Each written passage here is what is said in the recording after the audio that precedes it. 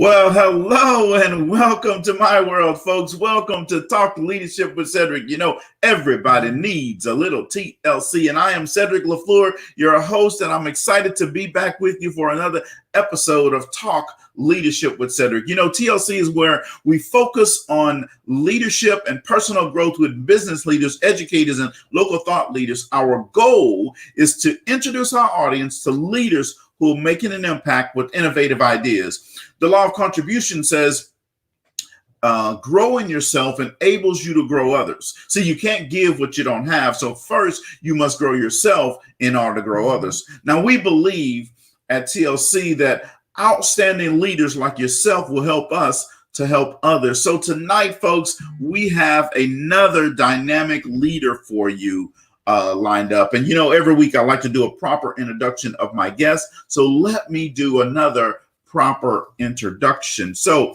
we have Mr. Terrell Malbrough in studio. Welcome. I think you're probably on mute.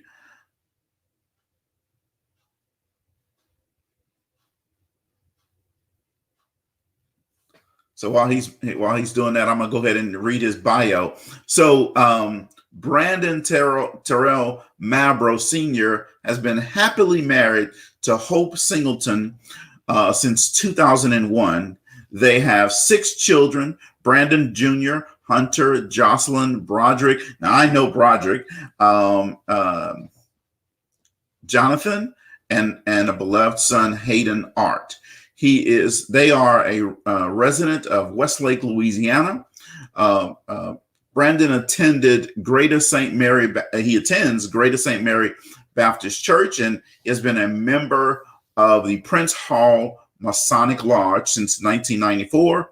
He also attended McNeese State University and finished at Berklee College of Music with a specialization in music business foundations.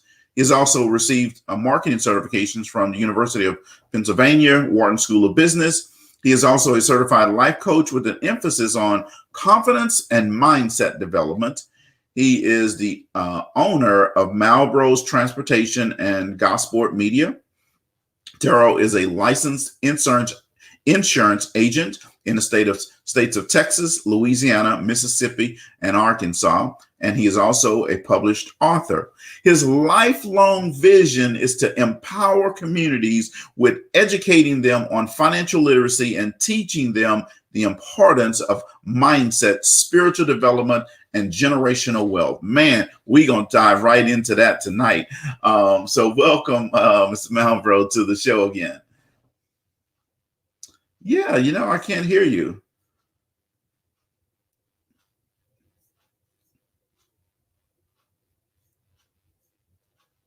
No, can't hear you. That's weird. I was hearing you clear earlier. Can't hear you now.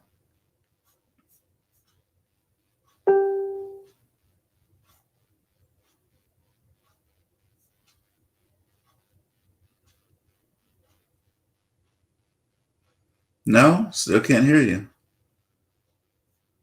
It's the beauty of live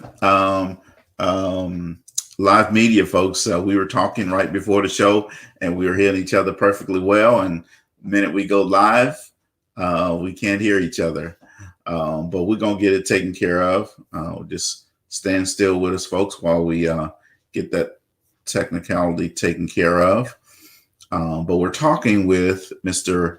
Brandon Terrell Malbrough today, and I'm looking forward to having a conversation with him. He has a son that was in my Millionaire Boys mentoring program over at Southwest Louisiana, Charter School of Southwest Louisiana. And let me tell you what, that has to be one of the smartest 5th graders. He was in 5th grade at the time. One of the smartest 5th graders that I'd been around. I mean, his son Broderick is sharp. I mean, he was picking up on everything that we were teaching. He was sometimes I tell him, hey, you just come teach the class. Whether we were talking about financial literacy, whether we're talking about life skills, whether we're talking about how to make choices, or talking about all the different topics that we were discussing with them. He was always very well informed and very engaged. Can't hear you. Can't hear you. No, that is weird.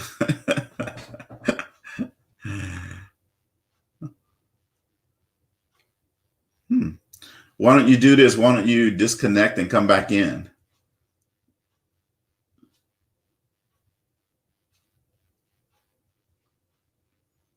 And he'll disconnect and come back in, folks, and then we'll be ready to have that conversation. We'll get that technicality taken care of. But let me tell you what, folks, while we're waiting on Terrell to come back, look today at 6:30 Central Time, you need to be ready to come over to the Empower Living Facebook channel with us. This is our channel where we have the Black Entrepreneurs Institute live show, and tonight at 6:30 Central Time, folks, that show is going to be really nice. So we have a 12-year-old entrepreneur that's going to be in studio with us, and let me tell you what, she is phenomenal. She's already written 3 or 4 books. And hold on, let me get Terrell back on the screen. All right, I can hear you now. You can hear me now? Yes, sir. All right, so welcome back to the show. So I'm excited to talk with you tonight. So, Terrell, I read your bio just a little bit. But our audience really like to hear from you about your leadership journey and how did you get to where you are today? So give us a little rundown. Right. So my journey started in leadership as actually being an everyday employee, working in the transportation industry, between transportation and working between the casino industry. And I always thought that I could do it better. I look at how people were being led, how people were being trained, and I said, you know what? Maybe if we look at things on a more personable manner, I think we can get a lot more accomplished. So I did what I had to do, got into management in the casino business, and from the casino business, I looked at that structure. My management skills was always a little bit different. I remember there was a scenario where another supervisor asked me to come in and write someone up, right? So we get down to the office, the employee comes in, the supervisor says, hey, I'm writing you up because you weren't following proper procedure. So I said, okay, I witnessed it. They wrote him up. Now I asked them, I said, now you're sending them back out there without proper training. Right. So I was like, well, I'm going to need to write you up because now you're allowing that person to go back out and do the same thing over again. So I realized early in my career that you can reprimand someone for doing something wrong, but if you don't teach them and continually let them do it the wrong way, then you're actually a cause of the problem. And that's one reason why I decided to get into leadership, because I see a lot of things that goes on in the community, and if we never we can critique those things, those actions, but if we never correct them, then we're going to continue to have the same thing over and over. Yeah. It's amazing that you say that. I see a lot of organizations promote people to higher level responsibility jobs, and they move them from an individual contributor to a leader of people, but then they don't teach them how to be a leader of people. Right. And wonder why they struggle. Right. And the journey in leadership, it continues. I just got a book from one of my mentors, Mr. Darius Charles, 11 Rings by Phil Jackson, and that's something that I'm looking to finish reading and just learn how to develop my own style of leadership.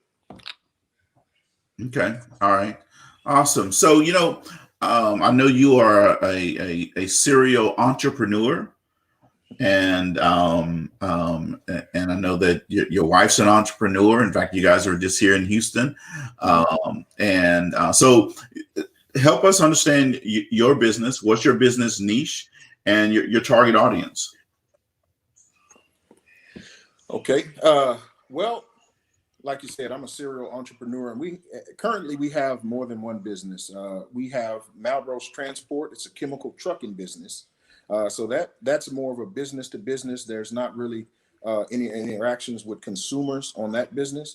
And then we also have Gosport Media, which started out as another business. It started from a business that two of my sons had, Brandon Jr. and Hunter, from H&T Shirts. So they were making T-shirts, and that's another problem that I seen that needed to be addressed. So like, we'll motivate kids to do something, but without empowerment, they won't be able to get it done. So my son, when I noticed that he could do graphics and he did a T-shirt, I said, man, you'd be great doing T-shirts. Left it at that, and I noticed that, he made some designs and then he kind of faded out. So I was like, man, he's good at it, but I didn't realize he needed to be empowered. So he didn't have a heat press, he didn't have a vinyl cutter, he didn't have an industrial printer. So what happened was, he didn't continue that business until he was empowered. I could give him all the motivation and all the accolades in the world, but if he didn't have what he needed to get started. So I helped him get what he needed to get started, and he started making money, and he plateaued. So he needed to go a little bit further. So I said, you know what? I'll step in and I'll help you out, and that's where Gosport Media was founded, because we took it from just doing T-shirts to graphic design, video editing, and now majority of the time we actually represent, or we do a lot of work for the local politicians. And praise God, every campaign in the last few years, we've actually had work in one of those campaigns. And now we also have Malbrough's Financial, which is an insurance company where we're educating families on the importance of financial literacy and generational wealth. So those are the three businesses that we're focusing on right now as a family. And then my wife also has Shirts of Hope in her floral shop, but I'm not going to say the name of that just yet because I'm not quite sure. Okay. All right. So it seems like in the Malbrough household, everybody has that entrepreneurial spirit. Absolutely. I always thought our address should be 1099. those who get it, get it. Yeah. Someone's still scratching their head going, why is that? I like that. So Malbrough's Transport is a B2B. Gosport Media is B2C, and Malbrough's Financial is B2C. Yes. All right. So let's. I love it. I love that you are. You have the entrepreneurial spirit, and you're teaching your kids. A lot of times, Terrell, I noticed that parents just get busy in the grind of doing their stuff every day, but they don't pass it on. No. And so why do people struggle with doing that? With not passing it on, typically because most people I encounter, they don't have the entrepreneurial mindset. And I think we really have to address the different parts of the entrepreneurial mindset. Because for me, I was stuck. The only model that I knew how to practice was being self-employed, right? So a lot of times people get confused with being a business owner and being self-employed. So what happens is they don't pass that self-employment model down, because you could have a guy that does great, he's a great landscaper, he cuts grass, trees, and the whole 9 yards, but he can't pass that business down because his kids doesn't want to do that. They're not interested in cutting grass. And so now that they can't pass that business down because that's more of a self-employment model. Now, i.e. the person that runs a mega landscaping company that has multiple employees, and he also has a corporate structure. Now those businesses tend to be passed down because kids see, okay, well, I'm not out there cutting grass, and there's nothing against hard work, but it's not cut out for everybody. But they say, well, I can run a computer, I can do some adding, so they tend to grow those type of situations. Yeah, I agree with you that that definitely happens. And Brandon, in business, when we're in the middle of it, sometimes we forget that we need to teach our children all the other aspects of business. So let's say it is a landscaping business, right? It's not just about cutting the grass. It's about growing the business and then helping our children understand, hey, here's a business model, right? We got to think about finance. We have to think about marketing. We have to think about our branding. We have to think about all of these things for infrastructure, right? So even if that child doesn't go into the landscape business, they have the sense of what it takes to run a business, how to start it, all the process of starting and finances and all this type stuff. Why do you think? So at a certain point, all businesses are the same on the business level. Where they start to differ is on the labor level or the manufacturing level. But at a certain point, everybody's business is going to have some similarities across the board. They're all going to have accounting. They're all going to have management. But that's where, whenever you start refining that particular skill set or that particular product of the business is where they start to differentiate. Mm-hmm. Yeah. At a macro level, everybody is the same.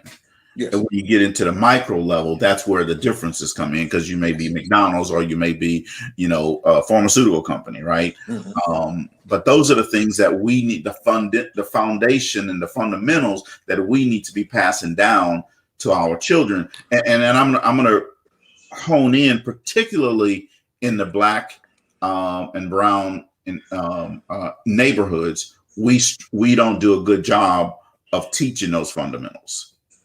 Right.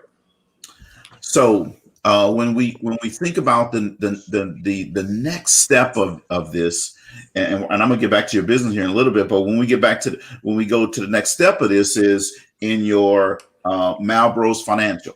So what made you decide to get into the financial side of entrepreneurship?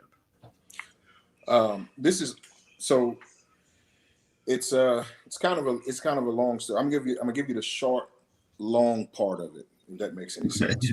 So for the last few years, I noticed as I started developing, my mindset changed, right? And I wanted to, and it was just like finding the gospel, right? You want to share it with everybody. You want everybody to know what's going on. So I said, hey, I'm gonna let everybody that comes into contact with me know that my mindset changed. I'm a positive person. I'm a happy person.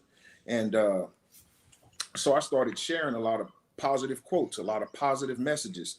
And I would share that every day on Facebook. And, I have a couple of people see it. And I was kind of like, well, man, I need a tool that's really going to help.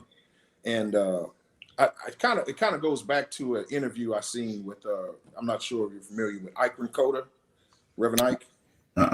Reverend Ike was from the '60s. He was one of the first African American prosperity preachers, right?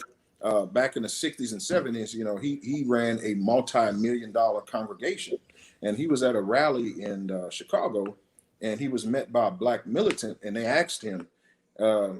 Said, well, what are you doing for the Black man? What are you doing for the Black experience? So he said, well, I'm teaching them mindset development. And so the guy said, well, you ain't doing S for him. Right. So I kind of look at it like, I'm trying to help with mindset development.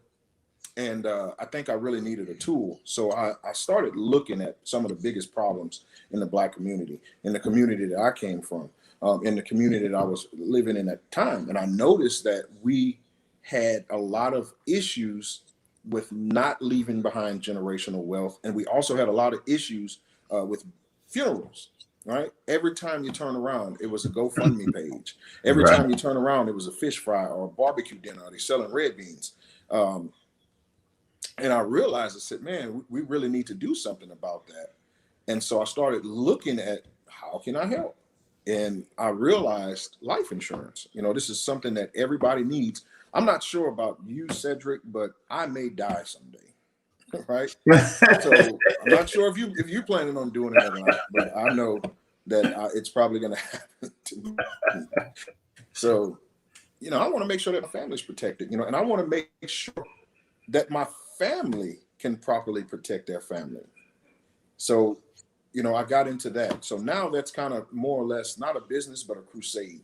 I want to teach financial literacy. I want to teach generational wealth, because a lot of the problems, I'm going to kind of jump around here, but a lot of the problems that we face in the community, it's not about race all the time. It's about economics. But when you got the grandfather died broke, the daddy died broke, the son died broke, we got to break that cycle. And something as simple as a life insurance policy can help break that cycle. Now, we're not going to create generational wealth with a $15,000 life insurance policy. Right. So with what I do, myself and my wife and my son here is my oldest son. He's getting into the business. Now he's going to become part of Malbrough Financial. We try to teach high value life insurance policies. So that way we can leave back a considerable amount of money. We don't want to die and then 30 days later, the spouse is already looking for another mate to help continue what you built, we plan on building together. Right. So that's why I said that's one of the tools, and not only just life insurance, retirement. I made a post on Facebook the other day and said, hey, how many of my friends want to retire multimillionaires? And just some of the responses, I sat back and I looked, and it's like, we don't believe that we can retire multimillionaires, or we believe that we have to work so hard for it that by the time we're old enough to retire, we're too worn out, we're too beat up to really enjoy it. And we don't look at us working for money, but letting our money work for even more money. Right. Yeah. Well, and I saw your post, and I specifically waited a day or two before I responded.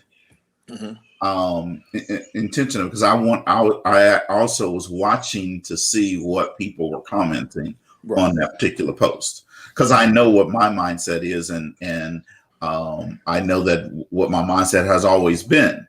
Yes. But I wanted to see, so I was like, oh, that's a great question, and so then eventually I responded to that. But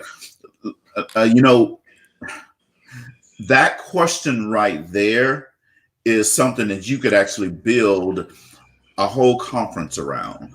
Yes. Because exactly what you just said, we don't believe that we can. And as long as you never believe, it's not going to happen.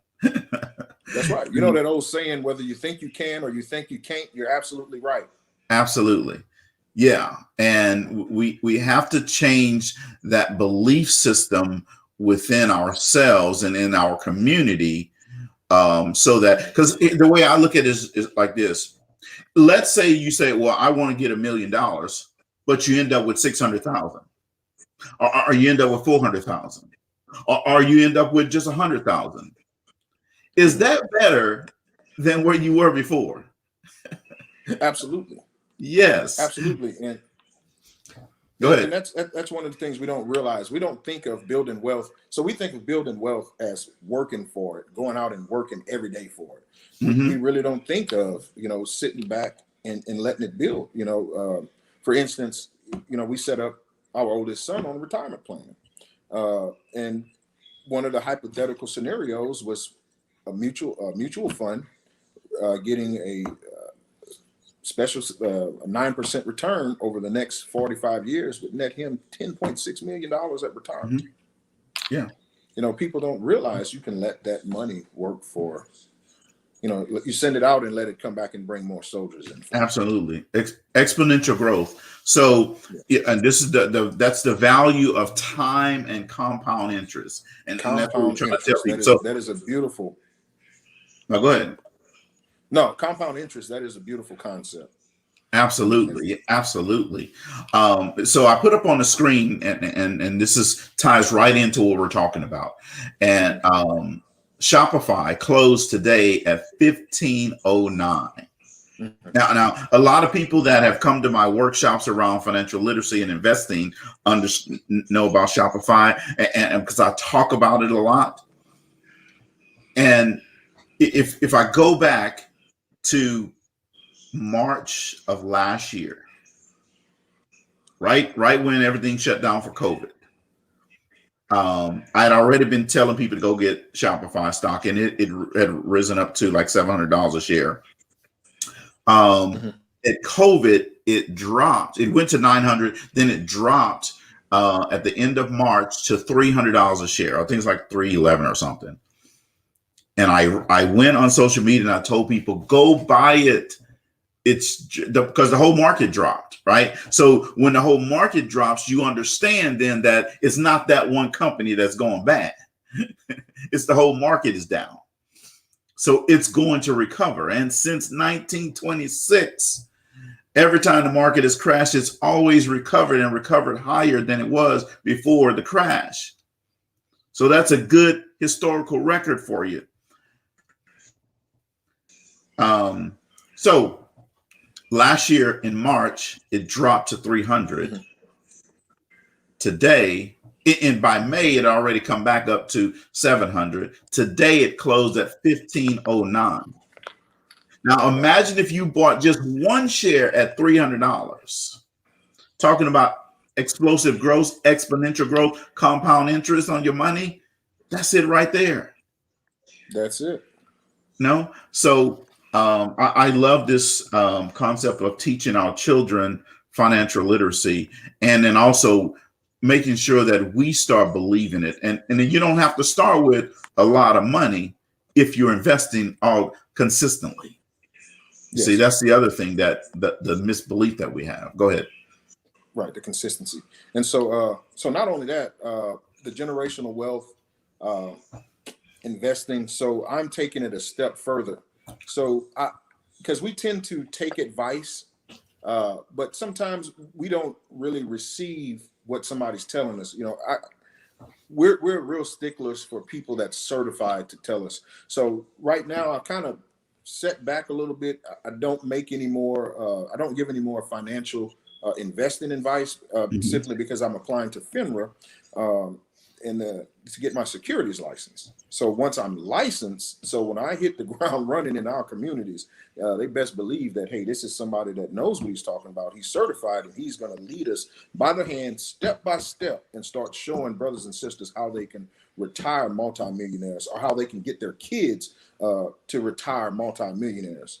Because I believe that if we start fighting a lot of the problems in the communities economically, then we won't have those problems. Right. You know, a lot of things we won't have. Right. You're absolutely right. You're spot on. It's amazing. The concept is really easy. It's just we then have to start believing it, that it works. Absolutely. Because when you go to other communities, like the one that I live in right now, we don't have all of those issues. Right. But it's because people believe. It doesn't mean that everybody is well off. It just means that they believe, and then they start taking action on the information that they get. You see, I always tell people knowledge. See, in school, they teach you knowledge is power. Well, that's the biggest lie that's ever been told. It's knowledge is not power. Knowledge is potential power. It becomes power when we then take it and put some action with it, right? And that makes all the difference in the world. It's just like we hear it in church all the time. You know, if we have faith but no works, it's dead. Yeah, exactly. You know, and applied, not, you know, that's why I posted the other day, and I was being petty. You know, I posted applied knowledge is pressure, not clothing, right? Yeah, that's not pressure. You ain't putting pressure on anybody because you dress nice. Right. You want to put some pressure on people? You start applying the knowledge that you learn. You start applying the knowledge that's being taught. And we got some brothers out here with some serious knowledge, man. You know, that's really trying to help the community and teach them and show them. And I firmly believe that once we get this economics thing on track, then we'll start seeing a lot more progress, because I've learned, and I'm gonna go ahead on and say it here live on the LaFleur Leadership Show, that I will be putting my hand in the political arena, right? Uh-oh. So, but my plan is I plan to start fixing things on the cause level, not the effects level, right? We can't tell a young man to, hey, pull your pants up, and then have a great feeling. You know, I told them boys to pull their pants up, but we never found out why they felt it was okay to walk around with their pants down. Yeah. So that's one of the things I want to find out, what's the cause of these problems, and start addressing the cause part of it, not just the effects part. Okay, awesome. Well, there, late Charles, you heard it right here on Talk Leadership with Cedrick first. Go ahead and mark it down. Mr. Malbrough is going to be getting into the political arena, and awesome. Thanks for that announcement here. So, staying on the same mode of entrepreneurship and generational wealth. Yes. I told the audience when you had stepped out to fix the audio thing, I told the audience that your son, Broderick, was in my program, Millionaire Boys Mentoring, over at Southwest Louisiana Charter School. And he had to be one of the smartest fifth graders that I've been around. I mean, he is sharp. There are a couple of times I said, hey, do you want to come up here and teach? Because it didn't matter what the subject Mr. Nate and I were on, he was on top of it, and he had next level questions. He had questions that high schoolers should be asking. So that's obviously, coming from home. He didn't just pick it up anywhere. It's being intentional at home. So first of all, congratulations, great job on him. I'm sure you already know that, but I want to acknowledge that publicly. So has that been something that's been intentional with you and your wife to teach your kids about finances, life, and all those things? Yes. And actually, it helped because they pick up on some things on their own. I remember the two oldest boys, they were watching a series called Young Hustlers. And I was like, man, what are y'all watching? We're watching Young Hustlers. And come to find out, it was a program that was led by Jared Glant, which was he was being mentored by Grant Cardone. And it was basically showing the millennials how to be millionaires by the time they're 30. And I started thinking, Young Hustlers. And so, I can't take all the credit. They have, it's in them. I think it's from my grandfather. I think he had the first black trucking company in Acadia Parish. I think it's in the genes. My wife's, her side of the family, her father was an entrepreneur as well. So they pick it up and they see the importance of being an entrepreneur. They understand there's nothing wrong with working for someone, but they do understand the benefits of working for yourself.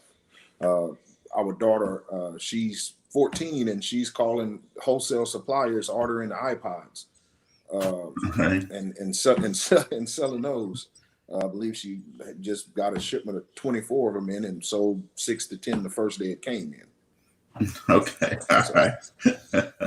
So in your house, it's going to be that competition for who's going to get to that 3rd million first.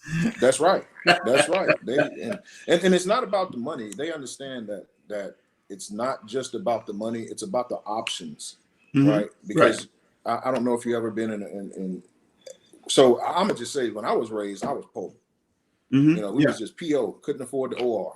Right? We were poor. Right. And, we didn't have very many options. And because we didn't have very much money. And so, like I said, it's not about the money. They understand it's not about the money. It's about options and opportunities. Because I know a lot of times I was presented with opportunities in early on in my marriage, and I couldn't take advantage of those opportunities because I didn't have the money. Right. Yeah, absolutely. 100% agree with you. So what makes you smile when you get up in the morning? Man, being able to put my feet on the ground. We as a family thank the Lord for our health, our strength, and putting us in our right mind. Right. So I look at when God give me those three things, everything else is on me, because he gave me the same things he gave Bill Gates, the same things he gave Elon Musk. Wait, can you say that again and say it louder, please? Because I need, there's somebody that's listening right now today, Brandon, that they missed your point. So say that again and say it louder. Strength, help, and putting us in our right mind. With those three things, everything else is on us. You know, we have, you know, I used to think, you know, man, if I used to always joke and say, if I could add me a couple more hours to the day, I'd be something. We all got the same 24 hours in a day. And it's how we use those 24 hours is going to really dictate the quality of the life that we have. Yeah, but you said something. You said, that's the part I want you to repeat. You said he gave you the same tools that he gave to who? Bill Gates, Elon Musk, Jeff Bezos, you know, Mark Cuban, same thing. Strength, help, put us in our right mind. Mm-hmm. And the same amount of time to do it, 24 hours. Yeah. You know, it ain't no different. Black day ain't no different than a white day. 24 hours. I absolutely love it, folks. See, you're here. See, folks, you know I say this stuff a lot, but you're hearing it again, and I want you to use it. I want you to take heed to what the brother is saying. He is laying it down straight for you. It's 24 hours in a day. You got 86,400 seconds. If you need it broken down that every day, you got 176 hours in the week. If you can't find 1 hour to do something for yourself to make yourself better in those 176 hours, then you're doing something wrong. You got 830 in a month. If you can't, 730 in a month. If you can't figure out 10 hours out of those 730 in a month, then something's wrong, right? A year, you got 8,760 hours. If you can't figure out 1,000 of those hours across 12 months to do something for yourself to make your life different, better, take it to another level, then you are doing something wrong. See, the job is always going to be there, right, Brandon? Right. That's exactly right. Right. Trouble is always going to be there, folks. Right. It's always on the horizon. We call it Murphy. Murphy's gonna always show up. He gonna come knocking at that door, right? Just when you think, oh man, everything is good, he coming to knock. Oh yeah, yeah. Murphy is always say, oh yeah, you gonna do what? Yeah, success. Okay. Yeah, exactly. He gonna always be there. See how bad you want it. Exactly. So being the best version of themselves. Fear. We actually discussed this today, me and my wife. You know, what stops people from being the best versions of themselves? Fear. And fear and complacency and insanity. You know, doing the same thing over and over and expecting a different outcome. Yeah. You know, we have to start making choices and we have to stop being scared. You know, typically I'm always the guy behind the camera. Right. Mm-hmm. So I'm never really the guy in front of the camera, the guy that's getting interviewed. I'm always shooting somebody else's interview. And so sometimes we have to get over fears, you know, because I'll be honest, man, I'm looking at my Apple Watch and my heart rate was, you know, through the roof before we got on. And so I wanted, man, I was almost happy whenever you couldn't hear me at first. Oh, man, I don't have to do this. Good Lord. But fear, I think when we can break that fear, and get over that hump, we can achieve whatever we want. If we can believe it, you know, and I know it sounds cliche, it sounds corny. If we believe it, we can achieve it.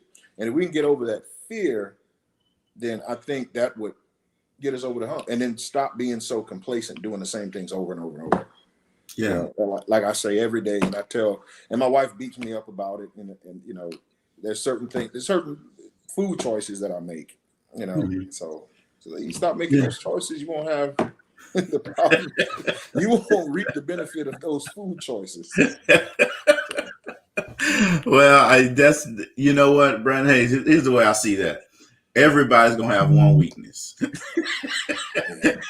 And that's my weakness right there. Right. So I just say, all right, I'm going to accept that. I'll try to do better. But, you know, my daughter is I don't know if she's call herself a vegan or vegetarian, but she pretty much doesn't eat meat and hasn't for, I don't know, 4 or 5 years now.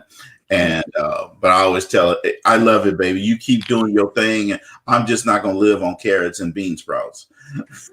You know? You know, I actually tried being a vegetarian. I think I lasted about 6 hours. And, so, you know, hey, man, kudos to your daughter. You need to call Guinness Book of World Records. 6 in the morning till about noon, man. I ate vegetables and, you know, I said, man, I need something to put on this salad. So I put a big old steak on it. Well, I'm a solid 100% vegetarian when I'm asleep.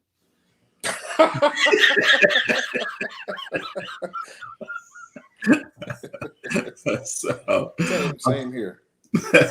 So, you know, there are a lot of issues that could be addressed in the Black community. But what's one of the biggest issues that you find in the Black community that we can readily fix?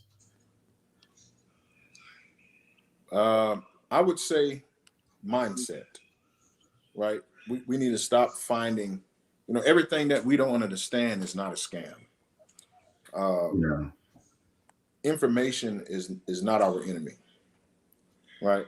Mm-hmm.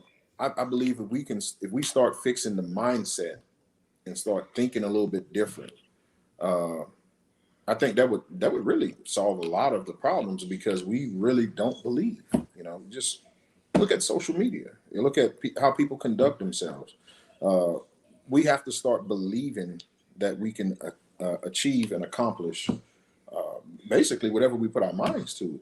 I want to say something, man, and I hope I don't get a bunch of flack from it. But sometimes, you know, I see posts, you know, where it's, oh man, look, somebody Black did this, somebody Black did that. But if we truly believe that we're the kings and queens that we say we are, then that's nothing. Right. That's nothing. You know, we raise the expectations of ourselves and of our people, and we'll start seeing more. Mindset, expectation, and also set a standard.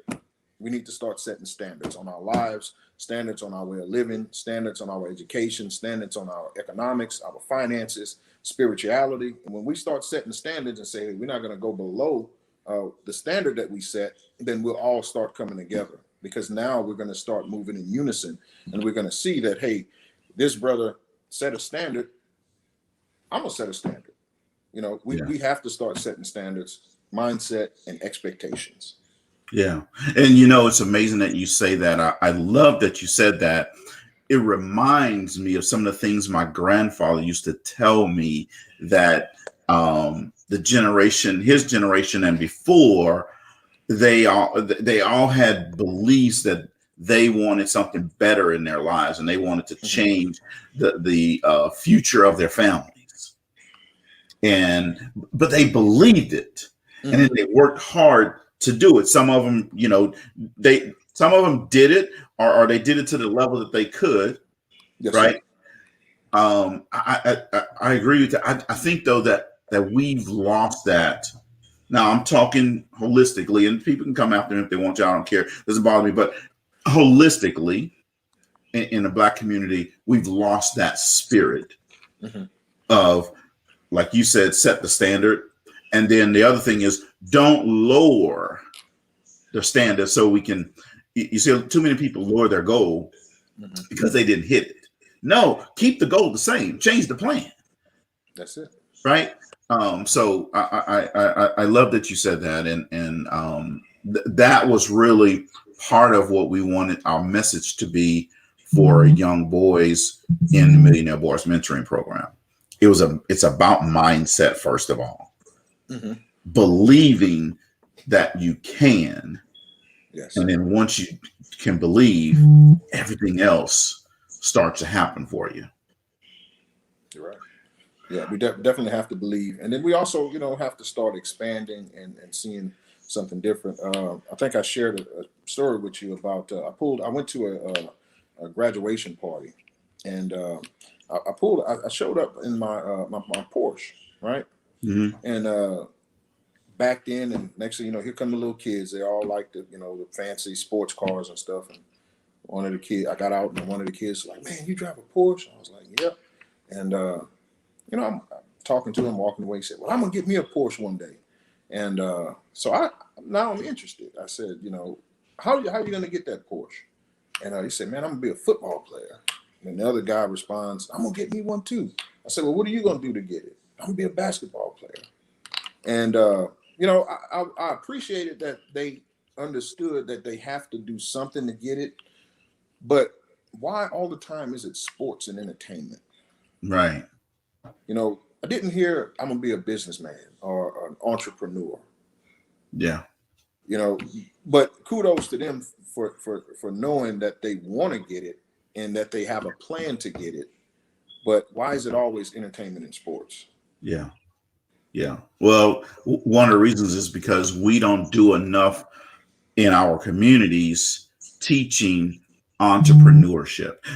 We have it in pockets, folks. I know that there's some people that are out there doing some good stuff in pockets, but we're talking here holistically, not just in the individual pockets, right? And if we have to holistically change that paradigm and help our people understand that really entrepreneurship is really it's what started America, and it's what's going to keep America going is entrepreneurship.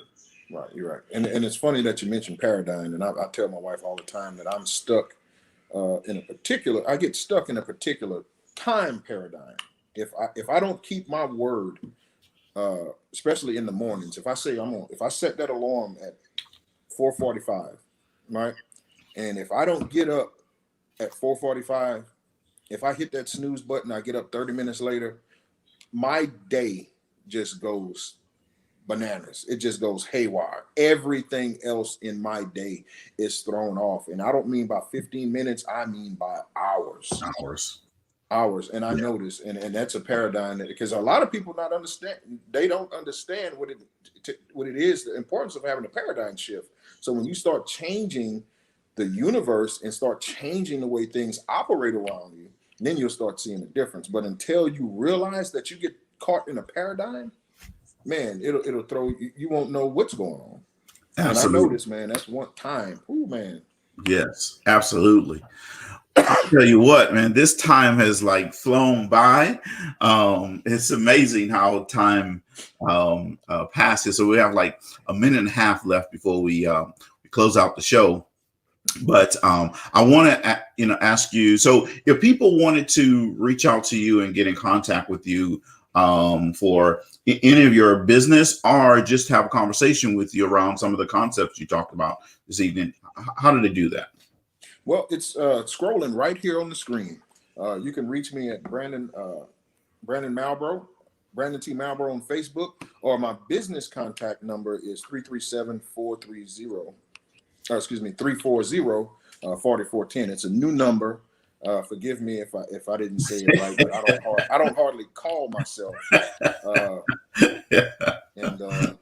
But yeah, that's the number. If you want to reach out, as the cool kids say, chop it up. I'm always available. Shoot me a message, and I love talking with brothers and just sharing the mindset. Just trying to change. Whether it's one person at a time or 100. And another thing too, man, I want to tell people that once you start setting the standards, it's never too early and it's never too late. Absolutely. And you just have to understand also that you want to make an impact and leave a legacy with for your family, for yourself. I always tell people, think about this. Think about 100 years from now. What do you want people to remember about your time here on Earth? And if that doesn't encourage you to do something, then I don't know what else will. Yeah, we definitely have to think, and that's something else that we did too. We have a fun fact, an interesting fact, that we have a family heirloom that myself and my wife started. We purchased every Super Bowl championship ring starting from 1966 to last year's Super Bowl. So we have that collection that's being passed down that's going to be passed down from generation to generation, and it's going to have a short write-up about me and my wife, how we met, where we met, when we got married.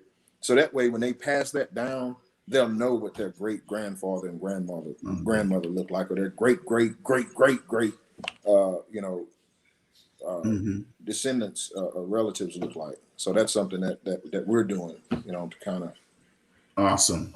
I really like that. Well, I really thank you for coming on the show. We're going to have you back on again, so we can really dive deep into this whole financial literacy and mindset shifting. So I'm going to put that on the schedule for later this year. And I want to have you back on the show to talk about that, just because I think that there's so much that can go in that realm. So again, thank you very much for coming on the show. I definitely appreciate it. Folks, as I always tell you, if you're not at the table, you're on the menu, and don't be on the menu. Thank you guys, and good night.